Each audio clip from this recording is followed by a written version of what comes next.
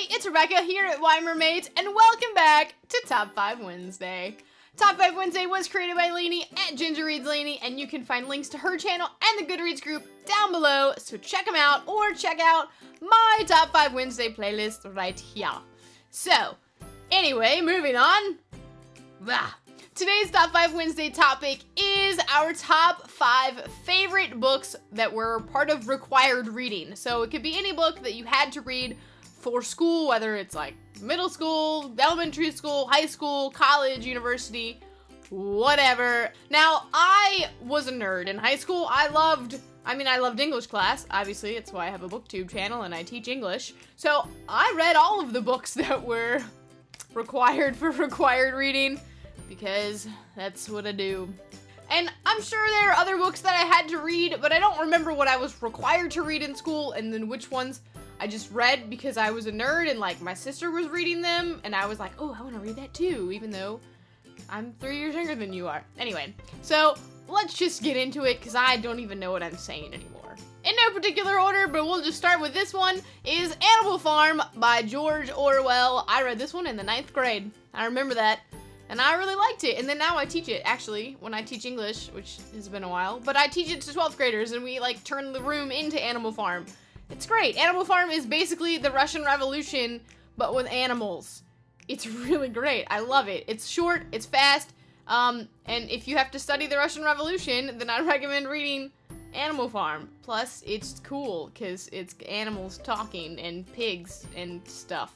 Yeah. The next one is Night by Elie Wiesel, and this I read in the 10th grade, and this is a story about Elie Wiesel. It's a true story. It's his memoir of his time in the concentration camps during World War II. I am a big fan of World War II, like that and American Revolution and the Civil War. Those are like my 3 favorite time periods to study when I was in school.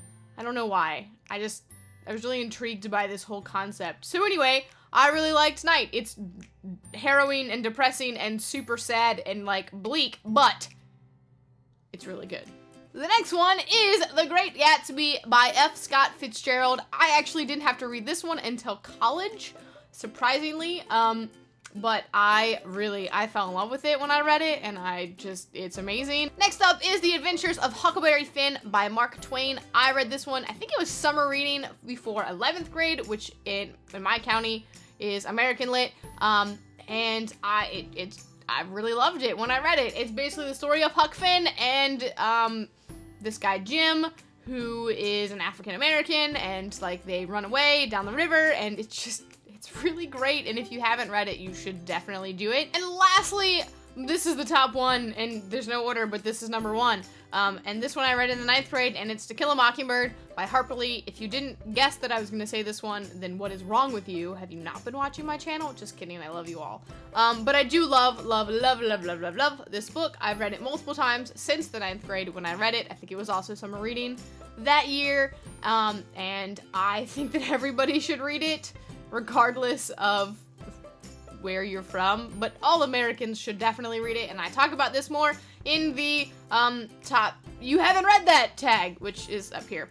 So anyway, yeah, you should read this. Well, those are my top 5 favorite required reading books, and if you are assigned these to read in school, I highly recommend actually reading it and not just doing the Spark Notes, because that is cheating, and these are really great books, and I do think everybody should read them at some point.